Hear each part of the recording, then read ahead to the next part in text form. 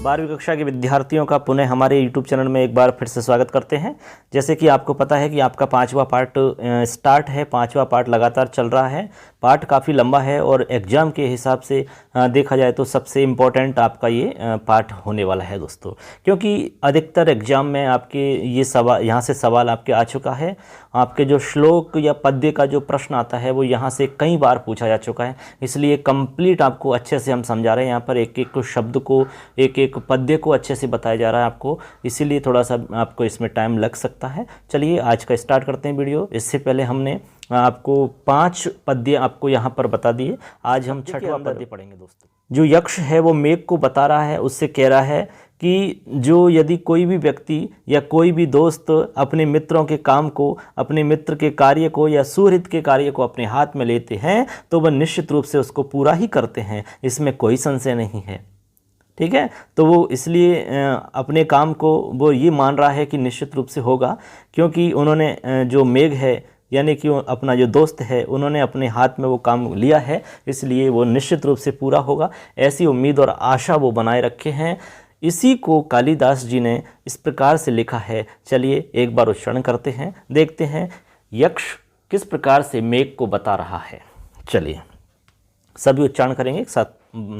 कस्यांचिद भवन बलभौ सुप्त पारावतायाम नीत्वा रात्रिं चिरविलसनात् खिन्न विद्युत्कलत्र दृष्टे सूर्ये पुनरपि भवान् वाहयेदद्वशेषं मंदायन्ते न खलु सुहृदाम् अभ्युपेतार्थकृत्यः।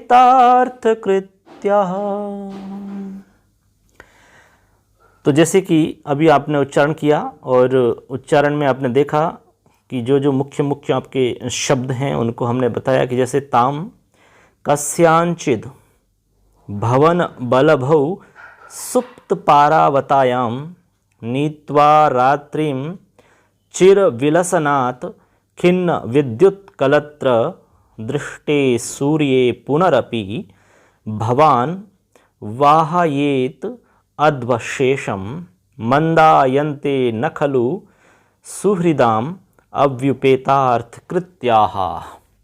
ठीक है, बहुत ही सुंदर आपका ये पद्य है।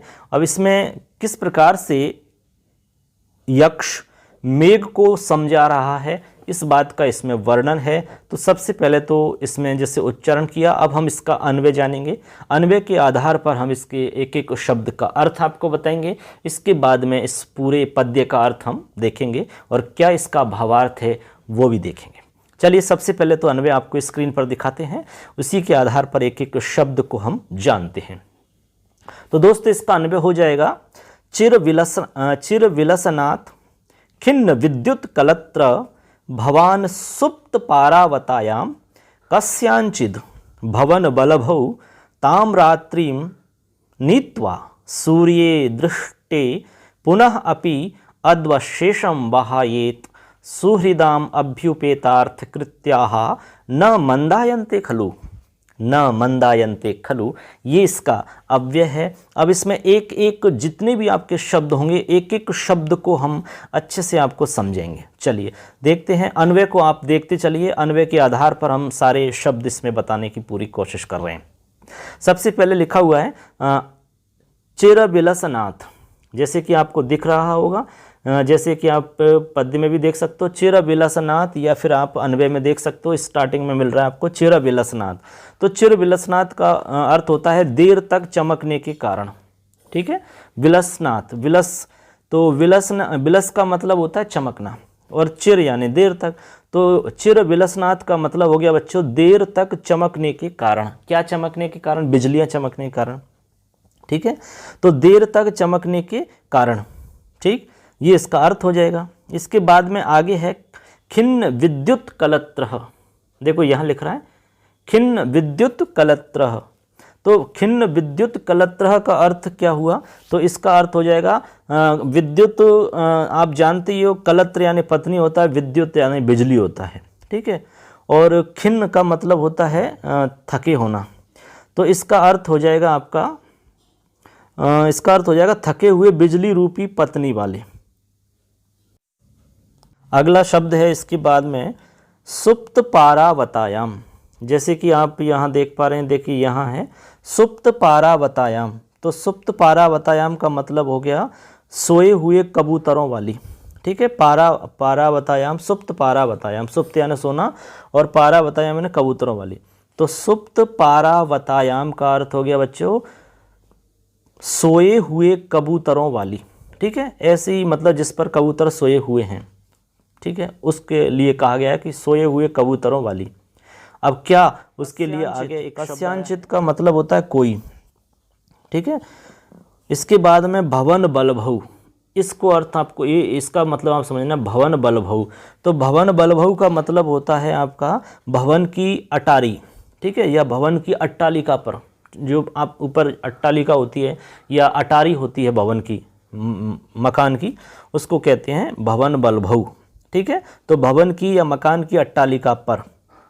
इसके बाद में फिर आपको देखना है ताम, ताम यानी उसको, रात्रि में यानी रात्रि को। ठीक है, रात्रि को।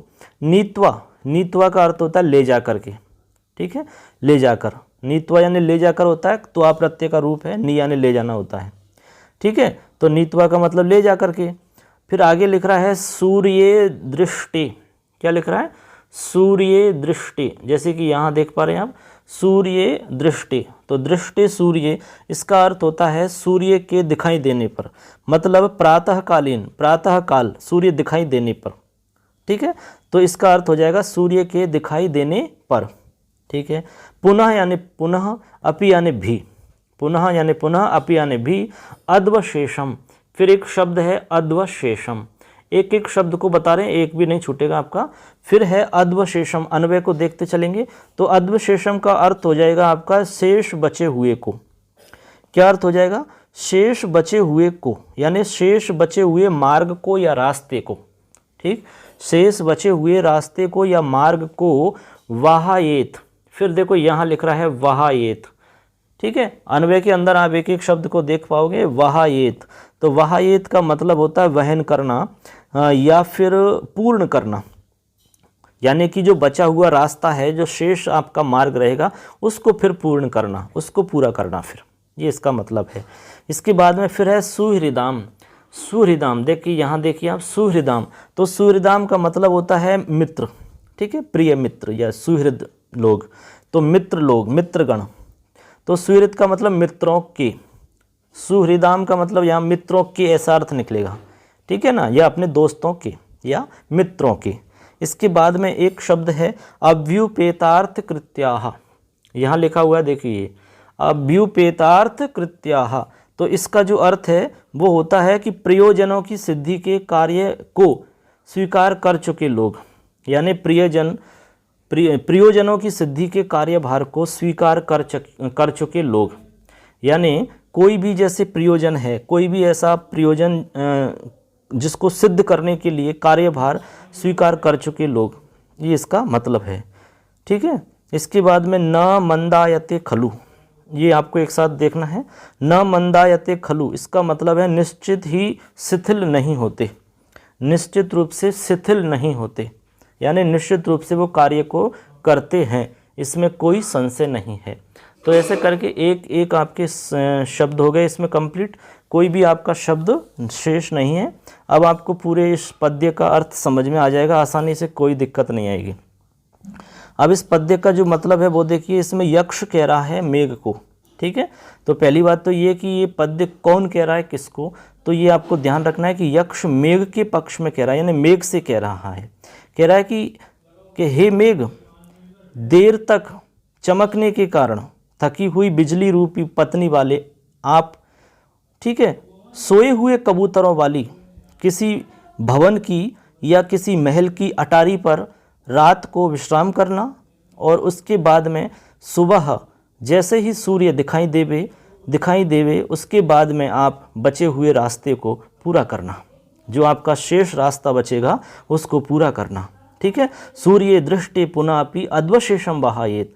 तो सूर्य दिखने पर बचे हुए शेष रास्ते को क्या करना, पूरा करना। ठीक है, क्योंकि सुहृदाम अभ्युपेतार्थ कृत्याः न मंदायन्ते खलु, क्योंकि अपने मित्रों के प्रयोजन सिद्धि के काम को अपने हाथों में लेने वाले या स्वीकार कर चुके लोग उस काम को पूरा करने में निश्चित रूप से शिथिल नहीं होते हैं, यानी ढिलाई नहीं करते हैं, उसमें प्रमाद नहीं करते हैं, आलस्य नहीं करते, बल्कि उसको निश्चित रूप से पूरा ही करते हैं। तो ये इसका मतलब है। तो इसका भावार्थ ये समझना है आपको कि यदि किसी मित्र ने आपका प्रयोजन सिद्धि का कार्य अपने हाथ में स्वीकार कर लिया है तो वो निश्चित रूप से उसको पूरा करते हैं, वो कभी भी उसको शिथिल नहीं छोड़ते या फिर उसमें ढिलाई नहीं करते या उसमें आलस्य नहीं करते हैं। यदि उन्होंने स्वीकार किया है तो निश्चित रूप से उसको पूरा ही करते हैं, ये इसमें समझाया गया है। तो इसी आशा के साथ में वो यक्ष मेघ से कह रहा है कि आपने मेरे काम को स्वीकार किया है, प्रयोजन सिद्धि यानी मेरा प्रयोजन है कि भाई मेरा जो उद्देश्य यानी मेरा संदेश अपनी प्रिया तक पहुंचने का जो मेरा एक प्रयोजन है उसको आपने पहुंचाने का काम जो है वो अपने हाथों में लिया है। तो आशा है कि आप निश्चित रूप से वो काम करोगे, इसमें कोई संदेह नहीं। अगले पद्य के अंदर आपको यहाँ पर बताया जा रहा है जो यक्ष है वो यक्ष मेघ को कह रहा है, ठीक है, कि जब जैसे जैसे तुम रास्ते में जाओगे, जैसे जैसे आप रास्ता पार करते चले जाओगे तो आपको जैसे ही मान लो कि वन की अग्नि दिखाई दे, यानी वन में मान लो आग लग जाती है और वो आग यदि हिमालय को पीड़ित करती है, तब तुम क्या करो, अपनी हजारों धाराओं से उस वन की अग्नि को शांत करने में तुम समर्थ हो। क्योंकि अच्छे लोगों की जो संपत्तियां होती हैं वो दुखी लोगों की पीड़ा को दूर करने वाली होती हैं, यानी दुखी लोगों की, पीड़ित लोगों की या विपत्तिग्रस्त लोगों की पीड़ा को या दुख को दूर करने वाली होती हैं। निश्चित रूप से आप ये कार्य करोगे। इस प्रकार का भाव आपके अगले पद्य में है। इसी पद्य में कालिदास जी ने ये पूरा का पूरा सारांश इसमें समेटा है अपने शब्दों में। तो इसको एक बार बोलेंगे, देख लेते हैं। इसका जैसे हमने पहले बोले हैं उसी प्रकार से बोला जाएगा, तो ऐसे ही एक बार उच्चारण कर लो कि तम चेत वायु सरति। देखो, चेद वायु सरति सरल स्कंद संघट्ट जन्मा बाधे तोलकाक्ष पित चमरी बाल भारो दवाग्नि अर्हस्येनम शमयितुमलम वारिधारा सहस्रै रापन्नार्ति प्रशमन फलाः संपदो ह्युत्तमानाम, यानी ही उत्तमानाम, हयुत्तमानाम। तो ये इसमें आपका उच्चारण है कि तम चेद वायु सरति सरल स्कंद संघट्ट जन्मा बाधे तोलकाक्षपित चमरी बाल भारो दावाग्नि अर्हस्येनम समयितुमलम बारिधारा सहस्रै रापन्नार्ति प्रशमन फलाः संपदो हि उत्तमानाम, संपदो हयुत्तमानाम। ठीक है, अब देखो इसमें आप अन्वय देखिए। अन्वय आपको स्क्रीन पर हम दिखाते हैं, उसके आधार पर ही हम आपके इसमें जितने भी शब्द हैं उनका अर्थ आपको बताएंगे। तो अन्वय हो जाएगा इसका वायु सरति। ठीक है, वायु सरति, इसमें आप पहले देख रहे हैं तम छेद वायु सरति, तो इसका हो जाएगा वायु सरति सरल स्कंद संघट्ट जन्मा, लिखा हुआ है सरल स्कंद संघट्ट जन्मा। आप स्क्रीन पर देखते चलेंगे तो आपको अच्छे से समझ में आता रहेगा। तो यहाँ पर देखेंगे आप, इसके बाद में हो जाएगा उल्काक्षपित चमरी बाल भारो। ठीक है, लिखा हुआ है दवाग्नि ही तम बाधेत चेत एनम बारी धारा सहस्रहि अलम शमयितुम अर्हसि ही उत्तमानाम संपदः आपन्नार्ति प्रशमन फलाः, आपन्नार्ति प्रशमन फलाः। ये इसका अन्वय है। ठीक है ना। अब इस अन्वय के आधार पर इसमें सारे के सारे शब्दों का अर्थ समझो आप। तो अन्वय में देखते चलिए और अर्थ समझते चलिए। पहला शब्द है वायु, तो वायु, तो वायु का अर्थ हुआ वन की हवा के, यानी वन की हवा के या वायु के, ऐसा इसका अर्थ है। ठीक है ना। इसके बाद में अगला इसमें शब्द है सरति, तो वायु सरति लिखा हुआ है, तो सरति का अर्थ होता है चलने पर, सरकना। तो वायु चलती है तो वायु सरति, ठीक है, यानी वन की हवा के चलने पर, ऐसा अर्थ हुआ इसका सीधा एक साथ दोनों का। इसके बाद में है आपका सरल स्कंद संघट्ट जन्मा। सरल स्कंद संघट्ट जन्मा का अर्थ होता है देवदारू वृक्षों की शाखाओं के रगड़ने से उत्पन्न होने वाला, ठीक है, यानी संघट्ट जन्मा। संघट्ट का मतलब होता है संघर्षण से जन्म होना। किसके? सरल स्कंद। तो सरल स्कंद का मतलब होता है सरल यानी सीधा होता है। तो देवदारू के पेड़ एकदम बहुत लंबे और सीधे होते हैं, ठीक है, लंबे लंबे होते हैं। तो इसलिए कहा देवदारू वृक्षों की जो शाखाएं हैं उनकी रगड़ने से उत्पन्न होने वाला, ऐसा इसका अर्थ हुआ, ठीक है ना। आगे लिखा हुआ उल्काक्ष पित्त चमरी बाल भारो। तो उल्काक्ष पित्त चमरी बाल भारो का मतलब है जैसे आग लगी तो आग लगने के बाद में, यानी ज्वालाओं से चमरी मृग की केश राशि को जला देने वाला। किसको जला देने वाला? चमरी मृग की केश राशि को जला देने वाला, यानी जो मृग हैं उनकी जो केश राशि है यानी बाल हैं ऊपर चमड़ी के, वो उनको क्या जला देने वाला। ऐसी ज्वालाओं से, यानी ज्वालाओं के द्वारा चमड़ी मृग की केश राशि को जला देने वाला, ऐसा इसका अर्थ है। आगे लिख रहा है दवाग्नि। तो दवाग्नि का मतलब होता है वन की अग्नि, ठीक है, वन की अग्नि। फिर लिखा हुआ है तम। तम यानी उसको बाधित, यानी बाधित चेत, यानी यदि उसको पीड़ित करे, यदि उसको बाधा पहुंचाए, ठीक है। तम बाधित चेत का मतलब है यदि उसको बाधा पहुंचाए या यदि उसको पीड़ित करे। तो एनम बारी धारा सहस्रई, तो इसको, तो फिर एनम यानी इसको, एनम यानी क्या होता है बच्चों, स्क्रीन पर देखते चलिए और आपका जो ये अन्वय है उसमें आप देखते चलेंगे। एनम यानी इसको, वारी धारा सहस्रई, वारी धारा सहस्रई का अर्थ हो गया जल की हजारों धाराओं से। किससे? जल की हजारों धाराओं के द्वारा अलम शमयितुम, यानी शांत करने में समर्थ हो। शमयितुम अर्हसी, इसका पूरे का अर्थ हो जाएगा अलम शमयितुम अर्हसी, मतलब इनको शांत करने के लिए समर्थ हो, शांत करने के लिए समर्थ हो। किसको? जो वन की अग्नि है, यदि वो हिमालय को पीड़ित करे ना तो तुम अपनी हजारों जल धाराओं से उसको शांत करने में समर्थ हो, ऐसा इसका मतलब हुआ। ही यानी क्योंकि।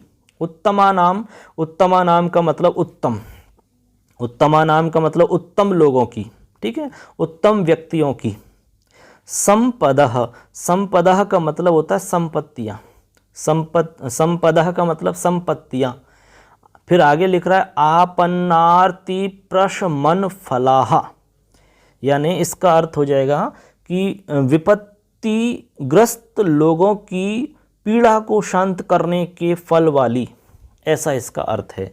यानी मतलब ये हुआ कि जो अच्छे लोग होते हैं, ठीक है, उत्तम लोग होते हैं, उन उत्तम लोगों की संपत्तियां जो होती है ना, वो विपत्ति में पड़े हुए लोगों की पीड़ा को हरने के फलों वाली होती हैं। यानी उनकी कोई भी विपत्ति में देखा, किसी दुख में यदि कोई ग्रस्त है, दुख से, दुख में पड़ा हुआ कोई व्यक्ति है, तो उसके दुख को दूर करना, पीड़ा को हरण करना, ये उनका कार्य होता है। इस प्रकार की उनकी क्या रहती हैं, संपत्तियां रहती हैं, ठीक है। तो ऐसे करके इसमें आपके सारे के सारे शब्दों का अर्थ हो चुका है। अब पूरे पद्य का अर्थ समझ लीजिए और इसमें क्या इसका भावार्थ है वो भी समझ लीजिए। इसमें यक्ष मेघ से कह रहा है, क्या कह रहा है कि हे मेघ सुनो, जब हवा के चलने पर देवदारू वृक्षों की शाखाओं के रगड़ने से, उनमें संघर्षण होने से उत्पन्न होने वाली तथा अपनी चिंगारियों से चमरी गायों के या चमरी मृगों के केश समूह को जलाने वाली वन की आग, ठीक है, जलाने वाली वन की अग्नि यदि हिमालय को बाधा पहुंचाए, यदि उसको पीड़ित करे, यदि उसको दुखी करे, तो तुम अपनी जल की हजारों धाराओं से इस वन की अग्नि को शांत करने में समर्थ हो, शांत करने में समर्थ हो। अलम शमयितुम अर्हसि, किससे? एनम वारी धारा सहस्रई, यानी जल की हजारों धाराओं से वन की अग्नि को शांत करने में समर्थ हो, क्योंकि उत्तमानां संपदा आपन्ना आपन्नार्ति प्रशमन फलाह, क्योंकि उत्तम लोगों की संपत्तियां तो विपत्ति में पड़े हुए लोगों के दुखों को हरण करने के फलों वाली होती हैं। यानी विपत्ति में या दुख में पड़े हुए लोगों की पीड़ा को दूर करने के लिए फलों वाली होती हैं। ये इसका मतलब हो जाता है। तो आशा करते हैं इसमें आपको अर्थ समझ में आ गया होगा, इसका भावार्थ आपको समझ में आ गया है कंप्लीट। तो इसका अर्थ आपने समझ लिया है, भावार्थ भी समझ लिया है। यदि कैसे भी प्रश्न आपसे पूछा जाएगा तो आप इसमें उत्तर दे पाएंगे। ठीक है, तो चलिए अब देखते हैं आगे। अब इसमें पहले आप पद्यों को समझ लेंगे, उसके बाद में हम भले इसके प्रश्न जो बनेंगे आपके एग्जाम में कैसे सवाल आते हैं वो अलग से हम आपको बता देंगे। ठीक है ना, इसमें थोड़ा सा लंबा हो जाता है वीडियो, इसलिए थोड़ी सी दिक्कत आती है। चलिए अगला। अब अगला जो पद्य है बहुत ही सुंदर पद्य है, क्योंकि इसके अंदर यक्ष जो है अपने भवन, अपने घर का वर्णन कर रहा है, उसको बता रहा है, उसकी पहचान बता रहा है। कि जैसे मान लो यक्ष कह रहा है मेघ से कि जैसे तुम जाओगे तो कैसे पहचानोगे मेरा घर कौन सा है, जब आपको पता ही नहीं है तो मेरे भवन को या घर को कैसे पहचानोगे आप। तो उसके लिए कह रहा है कि आप सुनो पहले मेरी बात, आपको हम जो बता रहे हैं, आपको मैं कुछ पहचान बता रहा हूँ, उन पहचान को सुनना और पहचान को ध्यान में रखते हुए अपने मस्तिष्क में उनको धारण करना, और जैसे ही ये सारी पहचान जिस भवन में दिखें समझ लेना यही मेरा भवन है। तो क्या पहचान बताते हैं सुनिए एक बार। तो अपनी पहचान जो बता रहे हैं अपने भवन की, उन पहचान के आधार पर वो पता लगाएगा कि ये यक्ष का भवन है। चलिए, तो वो बता रहा है, जैसे कि आप इसमें देखेंगे, देख रहे हैं, एभि ही सादो हृदय निहितै लक्षणैः लक्षेथा द्वारोपान्ते लिखित वपुषौ शंख पद्मौ च दृष्ट्वा क्षामच्छायं भवनमधुना मद्वियोगेन नूनं सूर्यापाये न खलु कमलं पुष्यति स्वामविख्याम। ठीक है, तो ये इस प्रकार से इसमें लिखा हुआ है। आपका उच्चारण आप कर ही लेंगे, पहले हमने आपको बोल के कई बार बता दिया है। ए भी सादो हृदय निहितैर लक्षणैः लक्ष्य ये था द्वारोपान्ते लिखित वपुषौ शंख पद्मौ च दृष्ट्वा। द्वारोपान्ते लिखित वपुषौ शंख पद्मौ च दृष्ट्वा क्षामच्छायं भवनमधुना मद्वियोगेन नूनं सूर्यापाये न खलु कमलं पुष्यति स्वामभिख्याम्। तो अब इसमें देखेंगे आप, इसमें आप ये अपना उच्चारण देख लिया। अब इसको चलो स्क्रीन पर आपको दिखाते हैं इसका अन्वय, और अन्वय के आधार पर हम आपको बताएंगे इसके प्रत्येक शब्द का अर्थ, फिर जानेंगे इसका अर्थ पूरे का पद्य का, उसके बाद में भावार्थ।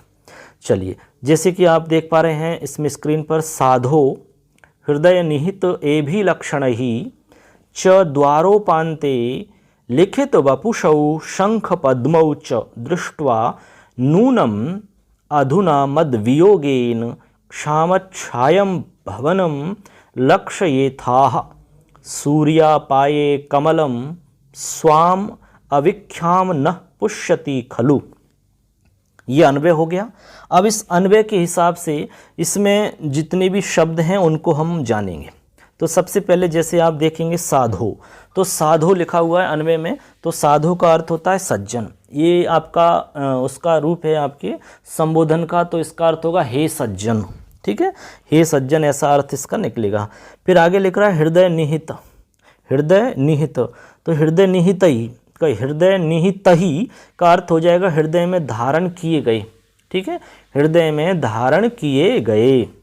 आगे लिख रहा है ए भी लक्षणै, ए भी लक्षणै का मतलब हुआ इन लक्षणों से, यानी इन लक्षणों के द्वारा। च यानी और, द्वारोपान्ते, द्वारोपान्ते का मतलब द्वार के दोनों बगलों में, यानी जो गेट होता है घर का, जो द्वार होता है उस द्वार के दोनों तरफ। ठीक है, उसको कहते हैं संस्कृत में द्वारोपान्ते। फिर है लिखित वपुषौ, तो लिखित वपुषौ का मतलब होता है आपका चित्रित किए गई आकृति वाले, चित्रित किए गए आकृति वाले। ठीक है ना। लिखित वपुषौ का अर्थ हो जाएगा चित्रित आकृति वाले, ये याद रखना है। उसके बाद में है शंख पद्मौ। क्या है? शंख पद्मौ। तो शंख पद्मौ का अर्थ होता है शंख एवं पद्म नाम वाले निधियों को। शंख पद्मौ का मतलब निधियों को, यानी शंख और पद्म नाम के निधियों को। ठीक है। इसके बाद में च यानी और दृष्टवा। तो दृष्टवा का अर्थ होता है बच्चों देख कर। नूनम अधुना, नूनम यानी निश्चित रूप से, अधुना यानी आज, अब, अधुना यानी आज या अब। फिर लिखा हुआ है मद वियोगेन। ठीक है, इसको समझो। मद वियोगेन का मतलब होता है मेरे वियोग के कारण, यानी मेरे वियोग से। ठीक है, मेरे वियोग से, ये इसका अर्थ हुआ, तृतीया का रूप है। फिर लिख रहा है क्षामच्छायम। क्षामच्छायम यानी क्षीण कांति वाले, जिसकी कांति क्षीण हो गई। ठीक है, जिसकी सुंदरता नष्ट हो गई, उसको कहते हैं क्षामच्छायम। तो उसको हम कहेंगे क्षीण कांति वाले, जिसकी सुंदरता या कांति नष्ट हो गई। भवनम, भवनम यानी भवन। लक्ष्येथाः, तो लक्ष्येता का मतलब पहचान लेना, उसको लक्ष्य कर लेना, यानी उसको पहचान लेना कि यही है वो। ठीक है ना। इसके बाद में एक शब्द है सूर्यापाये। तो सूर्यापाये का मतलब सूर्य के अस्त हो जाने पर। ठीक है, सूर्य के अस्त हो जाने पर। कमलम यानी कमल। स्वाम यानी अपनी। अविख्याम, अविख्याम का मतलब होता है बच्चों शोभा या सुंदरता। न पुष्यति खलु, न पुष्यति खलु का मतलब होता है नहीं दिखाना या पुष्ट नहीं करना, यानी अपनी शोभा को बनाए नहीं रखता। कौन? कमल। कब? सूर्य के अस्त होने पर, ये इसका मतलब है। तो न पुष्यति खलु का मतलब उसको बनाए नहीं रखता या उसको पुष्ट नहीं करता। किसको? अपनी सुंदरता को। तो ये आपके जितने भी शब्द हैं उन सब का अर्थ हो चुका है। अब आप खुद ही इसका अर्थ निकाल सकते हो। तो इसका पद्य का अर्थ देख लीजिए, अन्वय को देखते चलिए, अन्वय के आधार पर देख लीजिए इसका अर्थ क्या होगा। तो अब इसमें हमने बताया कि जो यक्ष है वो अपने भवन यानी अपने घर की पहचान बता रहा है कि आप जैसे देखोगे बहुत सारे भवन मिलेंगे तो आप मेरे भवन को कैसे पहचानोगे।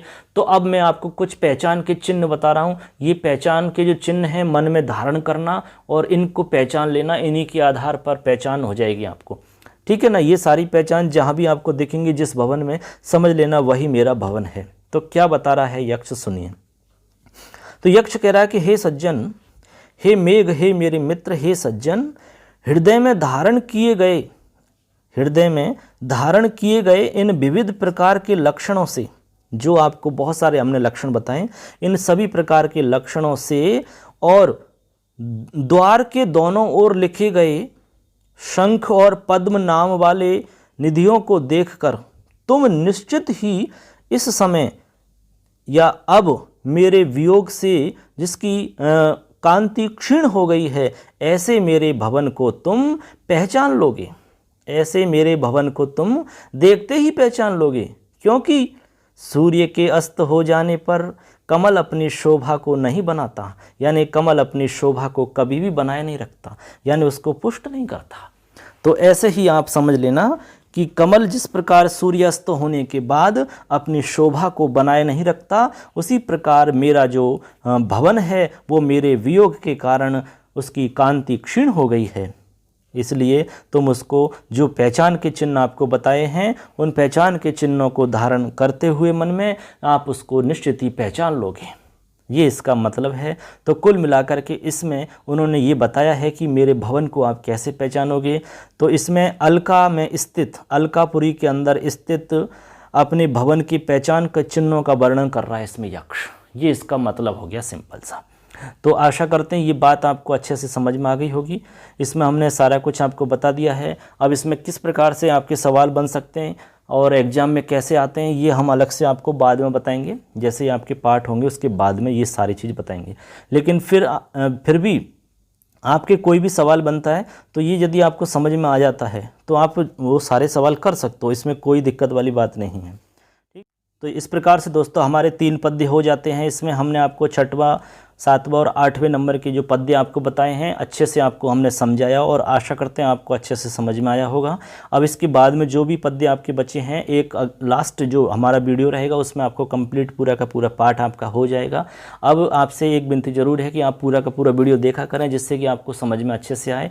और यदि आप चैनल पर पहली बार आ रहे हैं, नए हैं, तो निश्चित रूप से चैनल को सब्सक्राइब करो, बेल आइकन को प्रेस करो, जिससे कि आपको इसमें अच्छी अच्छी जो वीडियो हैं, जो भी आपके पाठ्यक्रम से संबंधित जो भी आपको इंपॉर्टेंट वीडियो रहेगी, जो भी आपके इंपॉर्टेंट नोट्स वगैरह होंगे PDF के रूप में, वो आपको तभी उनकी सूचना मिलती रहेगी और सारा कुछ आपको मैटर उपलब्ध होता रहेगा दोस्तों।